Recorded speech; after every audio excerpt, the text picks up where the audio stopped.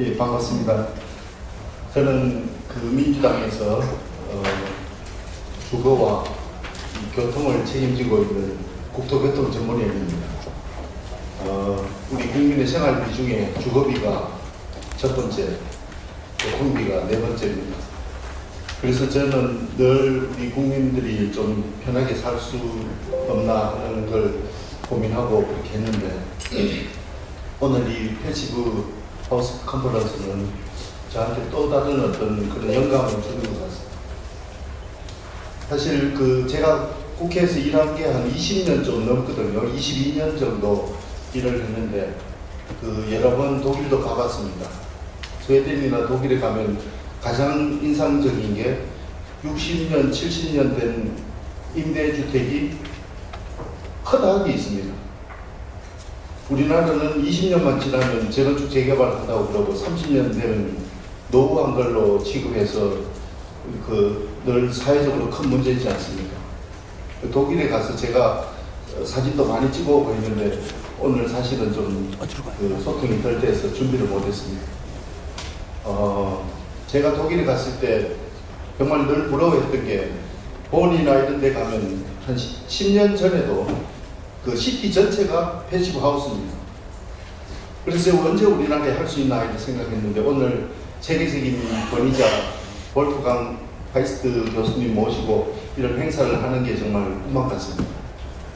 이 행사를 위해서 준비해 주신 많은 분들에게 정말 감사드리고 특히 이승복 교수님 또 자리를 빛내주신 베르트 베르나르 부대사님 정말 감사드립니다. 우리나라에는 굉장히 쉽게 제가 한번 설명을 드리겠습니다. 대한민국의 인구가 5천만 명이 있습니다. 그렇죠? 5천만 명이 한 1,900만 가구를 구성하고 살고 있습니다. 그럼 2천만 가구라고 생각하시면 평균 한 가구당 2.5명 되겠습니다. 집은 가구보다 한 105% 정도 됩니다. 2천만 호가 조금 넘습니다. 가구가 2천만 가구쯤 되고 집은 그보다 훨씬 더 많은데 대한민국에 어렵게 사는 사람들 여러분들 굉장히 놀라실 겁니다. 집이 아니고 노숙이나 비닐하우스나 남의 집에 얹혀서 그냥 사시는 분들 이런 분들이 한 53만 명쯤 있습니다. 그것도 2014년 통계입니다. 최근 3년 동안 더 많이 늘어났을 거라고 저는 생각합니다. 그리고 4인 가정에서 13평 미만에 사는 가정이 128만 가구가 있습니다. 4인 가정이 13평 미만에서 사시면 어떤 현상이 생기느냐? 학생들이 밤늦게까지 공부를 첫째 못합니다. 애를 많이 낳으라고 하지만 부부 생활도 하기 쉽지 않습니다. 이런 가정이 128만 가구나 있습니다.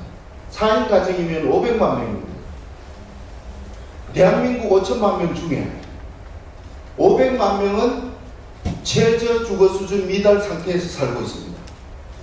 60만 명 가까이는 집이 아닌 데서 살고 있습니다. 이런 분들이 죽어도 죽어지만 정말 여름에 시원한 냉방, 겨울에 따뜻한 난방, 생존 차원에서 그걸 걱정합니다. 그렇지 않겠습니까? 정부에서 그것도 우리 민주당이 야당일 때 정말 끈질기게 주장해서 쟁취한 게 주거급여라는 게 있습니다. 현재 82만 가정에 월 11만 원 정도 돈을 주고 있습니다. 지금 야당인 사람들이 엄청나게 반대했었죠. 지금 국회는 그만뒀습니다만 이미경 의원이나 이런 분들이 줄기차게 관철해서 다른 걸 다 양보하고 그것만큼은 해야 되겠다 해서 관철한 게 주거급여입니다. 월 11만 원씩 82만 가구에 주고 있습니다. 대한민국 국민의 10% 정도는 겨우 눈비를 피하는 정도에서 살고 있습니다.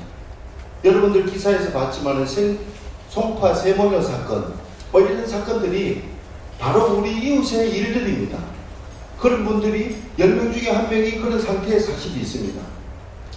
그래서 저는 여당 전문위원이 되기 전에 야당 때 정말 이분들을 위해서 우리가 할 수 있는 게 뭔가 해서 늘 고민하고 했던 게 바로 이 패시브 하우스입니다. 그래서 스웨덴에도 가보고 독일에 가서 패시브 하우스 타운 같은 데 가서 정말 들어가서 보일러실도 열어보고 그렇게 했습니다. 저는 오늘 누구보다도 정말 감개무량하게 이 행사에서 발언할 수 있게 된 것을 기쁘게 생각하고요. 이 주거 빈곤층이라고 얘기하는 그분들이 주거도 주거지만 에너지 문제 정말 해결돼야 되지 않겠습니까? 그래서 정말 이 중요한 행사를 오늘 처음 지금 하게 된 거죠. 저는 여당 전문위원이 됐습니다만 이런 모임이나 학술대회 또 민간의 기업체 등등에 아낌없이 정말 제 할 수 있는 모든 영향을 발휘하고 도와드릴 생각입니다. 지금 그 2030년까지 우리나라는 그 에너지 그 성능 개선 사업을 해야 되는 건물이 총 705만 호 정도가 있습니다. 그 중에 15년 이상이 경과된 건물도 66%나 됩니다. 469만 채가 있습니다. 또 그 중에 17만 동 정도는 공공건물입니다. 정부가 먼저 솔선수범해야 되지 않겠습니까? 오전 그 강의 때 파이스트 교수님한테 에너지 하우스로 하게 되면 비용이 얼마쯤 들 것인가 굉장히 정말 중요한 질문이었어요. 그 외국에서는 한 20% 또 최근에 한 4%까지 그렇게 격차를 줄이고 있다 이렇게 말씀하셨는데 한국도 우리가 늘 압축 성장에 뛰어나지 않습니까? 이 에너지 절감 이 부분에 민간이 굉장히 지금 앞서 있습니다.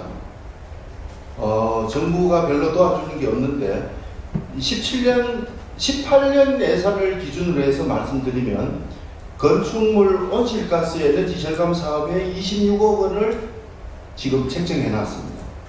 그린 리모델링이라고 녹색 건축으로 전환하는 이 사업에 49억 원을 책정해 놨습니다. 국가 건물 에너지 통합 관리하는데 30억 원을 책정해 놨습니다. 제가 이 그린 리모델링 관련해서는 과거 우리가 야당일 때 이 49억 원 뒤에 동그라미를 하나 붙여준 적도 있습니다. 10배나 더 해라 이렇게 우리 야당이었지만 정말 이 105억밖에 안 되는 이런 정도의 사업으로 몇 척에 몇 만 개 되는 관련 업체를 지원해 주는 것은 정말 너무나 허술합니다. 그래서 저는 금년도에도 그 관련 예산을 정말 늘려서 이 녹색 건축이 국가의 생존권 차원을 넘어서 국가 경쟁력이 되거든요. 우리가 지금 중국 바로 이웃 국가 아닙니까? 중국과 일본 이웃에 있는데 대한민국이 지금 가장 뒤졌어요. 중국 가면 정말 놀랍습니다. 제가 강남 전현희 의원님이 우리 민주당 의원이신데 전현희 의원님한테 제가 몇 년간 설득해서 거기다가 중국의 상해에 있는 그 소호 클러스터라고 주거와 창업, 리서치, R&D 이런 부분을 같이 통합해서 하는 그런 클러스터를 한번 만들어보자 해서 우리가 문재인 후보 공약에도 들어있습니다. 또 미세먼지가 최근에 문제가 됐지 않습니까? 제가 미세먼지 관련해서 LH 관계자분들한테 미팅을 해보니까 미세먼지를 제거하는 그게 오전에 파이스트 교수님이 말씀하셨던 이 열 냉난방하고 굉장한 관계가 있습니다. 그래서 미세먼지를 여과하는 그 방식이 자연환기, 하이브리드 환기, 기계식 환기 이렇게 있습니다. 지금 13레벨로 기계식 환기를 하면 99.99%까지 미세먼지를 필터할 수 있습니다. 그런데 자연환기 설비를 하는데 한 35만 원 정도 듭니다. 가정 한 가정에. 기계식 환기 하는데 한 45만 원 정도 듭니다. 그러면 불과 10만 원 차이죠. 그리고 35만 원에서 10만 원 차이면 한 33% 정도 더 비쌉니다. 그런데 그 성능을 비교하면 큰 차이가 있는 거죠. 그리고 우리나라에 이제 제가 현장에도 많이 가봅니다. 우리나라에 지금 대부분이 이제 아파트도 바닥이 뜨거운 이 온돌 방식 아닙니까? 그 온돌 밑으로 에어가 들어오도록 해서 실내 공기를 데펴주는 이 프리히터 방식이라든지 이런 기술들이 유럽 국가에 비해서 우리가 더 발전되어 있습니다. 오히려. 그리고 또 제가 최근에 그 교통안전공단에서 제가 새로운 기술 동향이나 이런 걸 체크해 보니까 낮에 12시간 정도 데피면 밤에 12시간 정도 빛을 내는 발광 소재 이런 것들도 지금 개발되어 있습니다. 8톤 트럭이 80km로 가서 갖다 박아도 부서지지 않는 그런 경고성을 지니고 있습니다. 이런 자재들이 이 녹색 건축에 많이 활용될 수 있습니다. 우리 가정에 흔히 쓰시는 그 냉온수기 있지 않습니까? 냉온수기를 한 달 내내 쓰면 전기료가 한 5,000원 정도 듭니다.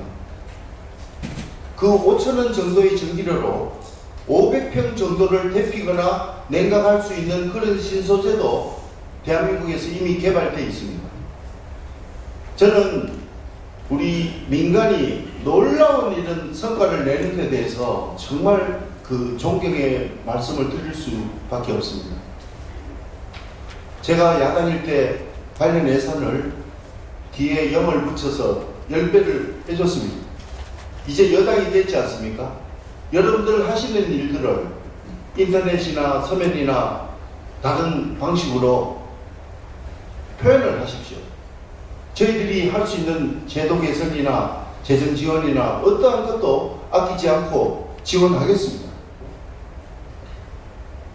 기술의 발전이 몇몇 재벌이나 소수 사람들에게만 혜택이 아니라 우리 사회에서 가장 헐벗은 이 서민들에게 바로 혜택이 돌아가는 그런 사회가 진정한 민주공화국이 아니겠습니까? 감사합니다.